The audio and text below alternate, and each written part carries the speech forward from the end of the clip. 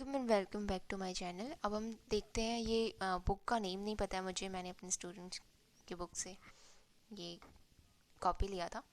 तो ये question number 12B है। अगर आपकी क्वेश्चन आप अपनी बुक में देखो 12B का यही सेम क्वेश्चन है, तो हम इसे करते हैं ऑपरेटिंग प्रॉफिट। नहीं तो इस वीडियो में भी हम समझ लेंगे कि ऑपरेटिंग प्रॉफिट कैसे, ऑपरेटिंग एक्टिविटी का क्वेश्चन कैसे करते हैं।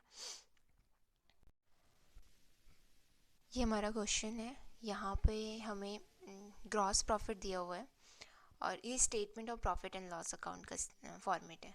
तो इसमें ग्रॉस प्रॉफिट दिया है, अदर इनकम्स दी हुई हैं, फिर वहाँ पर टोटल इनकम आ जाएगा, फिर हमारा एक्सपेंस दिया हुआ है, फिर प्रॉफिट बिफोर टैक्स दिया है, फिर प्रॉफिट आफ्टर टैक्स दिया है, उसमें से डिविडेंड वगैरह माइनस भी किया है, फिर हमारा बैलेंस आ गया statement of profit and loss account का। बट हमें अगर ऑपरेटिंग एक्टिविटी, हमें क्वेश्चन में ऑपरेटिंग एक्टिविटी बनाने के लिए बोला हुआ है, तो ऑपरेटिंग एक्टिविटी का फर्स्ट जो पार्ट होता है वो निकालना होता है net profit before tax and extraordinary items. तो यहाँ पर फोर्थ नंबर में हम देख रहे हैं कि प्रॉफिट आफ्टर टैक्स है, थर्ड नंबर में हमारा दिया हुआ है प्रॉफिट बिफोर टैक्स। तो हम इसको लेके यहाँ पर 49,000 फिल कर देंगे, 49,000। फिर उसके बाद फॉर्मेट हमने बताया था, फॉर्मेट में हमने किया था एडजस्टमेंट होती है, नॉन कैश आइटम्स और नॉन कैश इनकम को हम लेस करते हैं और नॉन कैश एक्सपेंस को हम ऐड करते हैं। तो यहाँ पर एक्सपेंसेस दिए हुए हैं, सैलरी हमारा कैश वाला होता है, रेंट हमारा कैश होता है, डेप्रिसिएशन हमारा नॉन कैश आइटम होता है, तो इसको हम ऐड कर देंगे एडजस्टमेंट में। फिर उसके बाद loss on sale of building दी हुआ है, इसको भी हम ऐड कर देंगे। फिर उसके बाद गुडविल रिटर्न ऑफ दी हुई है, इसको हम ऐड करेंगे। ये तीन आइटम्स हमारी ऐड वाले पोर्शन में जाएंगी।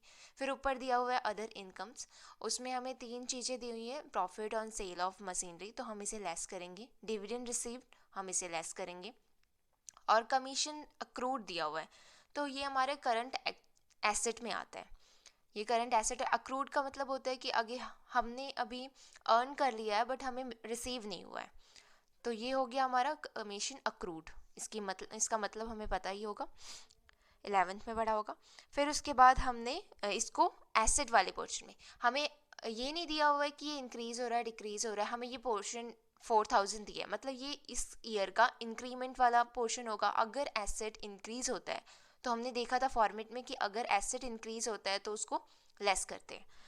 फिर उसके बाद हमारा ऑपरेटिंग प्रॉफिट निकल जाएगा। ये सब करने के बाद फिर हम एसेट वाले वर्किंग कैपिटल में एसेट वाले पोर्शन में अक्रूड इन कमीशन को लेस कर देंगे। फिर हमारा आ जाएगा profit cash flow before tax payment. फिर उसके बाद हम प्रोविजन फॉर टैक्स को माइनस करेंगे, जो हमें क्वेश्चन में दिया हुआ है 10,000 रुपीज़ का, और फिर ये हमारा आंसर आ जाएगा 55,000 का।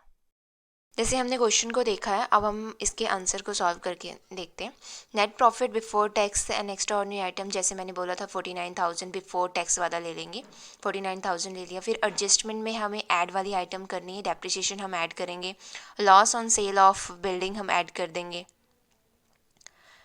फिर उसके बाद हम गुडविल को ऐड करेंगे, रिटर्न ऑफ हो रही थी गुडविल, तो हम उसे ऐड कर देंगे, क्योंकि ये भी तो नॉन कैश आइटम्स ही होते हैं, तो हम इसको भी ऐड करेंगे कोई भी।